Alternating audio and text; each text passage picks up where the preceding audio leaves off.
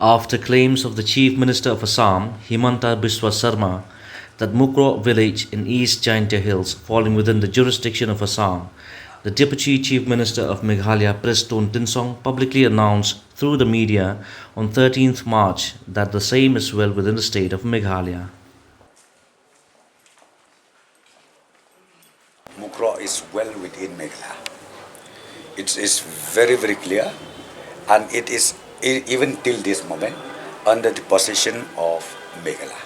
So it is very clear, Mukroh is well within Meghalaya. So when likely the government will reconstitute the regional committees to take forward the second phase of border? Yeah, we will walk out because our priority is has to be initiated now. We have already made it very clear to the people of the state that the second phase of talk will start very soon, so we will walk it out accordingly. I don't know why the such statement made by the Honorable Chief Minister of Assam, because now we are in the process of stepping into the second phase of talk. I personally feel he should not say that.